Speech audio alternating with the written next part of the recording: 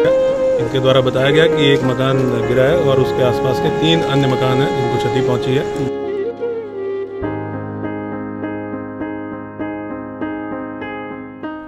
बरेली के सिरौली के कल्याणपुर गांव के एक घर में रखे पटाखों में धमाका हो गया।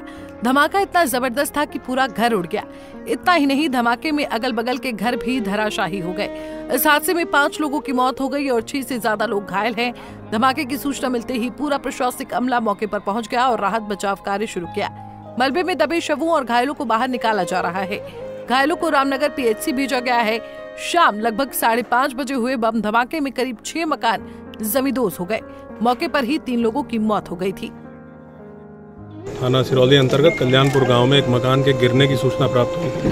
तत्काल SHO सिरौली को मौके पर भेजा गया। इनके द्वारा बताया गया कि एक मकान गिरा है और उसके आसपास के 3 अन्य मकान हैं जिनको क्षति पहुंची है।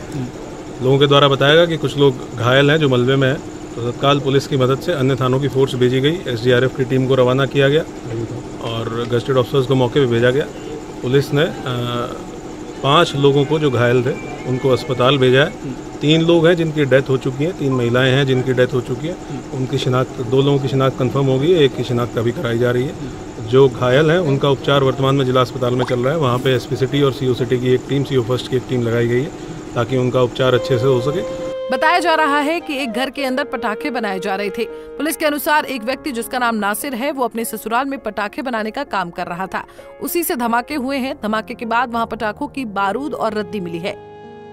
जानकारी अभी तक मिली है, उसमें एक नासिर शाह नाम का व्यक्ति है जो कस्बा सिरौली का रहने वाला है। उसके पास एक एक्सप्लोजिव एक्ट के संबंध में एक लाइसेंस था। ये उसकी ससुराल थी जहाँ घटनास्थल है और संभवतः उसके द्वारा इस अपनी ससुराल में विस्फोटक जो पटाखे हैं उनका यहाँ पे उसके द्वारा भंडारण किया गया था। प्रथम दृष्टया ऐसा प्रतीत हो रहा है कि इसकी वजह से घटना हुई है। उसके संबंध में भी यहाँ साक्ष्य संकलन किया गया है। जो भी लोग इसमें दोषी होंगे उनके विरुद्ध कठोर कार्रवाई सुनिश्चित की जाएगी। हमारा पहला प्राथमिक जो कंसर्न है वो यह है कि जो घायल हैं उनको अच्छे तरीके से उपचार मिले। गांव रहमान शाह की पुत्र वधू समेत 3 लोगों की मलबे में दबकर मौत हो गई, जबकि फातिमा, सितारा, छोटी बेगम, रहमान को मलबे से गंभीर हालत में निकाला गया और रामनगर CHC भेजा गया। वहाँ हायर सेंटर रेफर कर दिया गया है। घर में कौन कौन सदस्य था?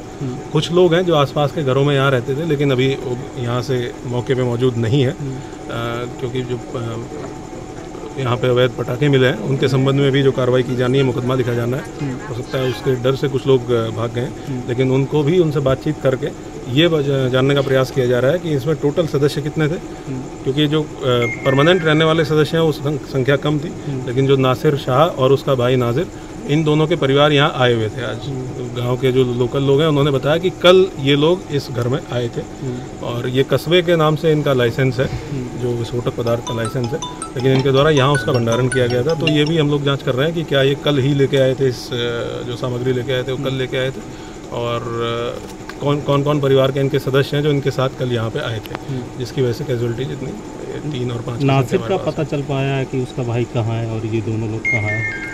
पुलिस नासिर शाह के बारे में पता लगा रही है। घटना के बाद से नासिर फरार है। पुलिस के मुताबिक सिरौली के कौवा टोला में रहने वाले नासिर और नाजिब सगे भाई हैं। पटाखे बनाने का कारोबार मूल रूप से नासिर का था और उसके पास उसका लाइसेंस भी था, लेकिन 21 सितंबर को उसके यहाँ धमाके होने के बाद प्रशासन ने रिपोर्ट दर्ज कराकर उसका लाइसेंस निरस्त कर दिया था।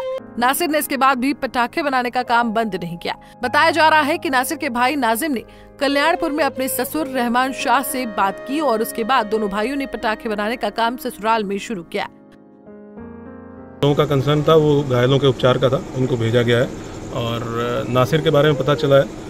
उसके लिए हमारी टीमें अलग से लगी हुई हैं। जो इस परिवार के सदस्य हैं उन सब का पूरा पारिवारिक चित्रा तैयार करने के लिए, ताकि जैसा आपने कहा कि ये भी पता चल सके कितने लोग टोटल इस घर में रहते थे या कितने लोग और थे जो आए हुए थे।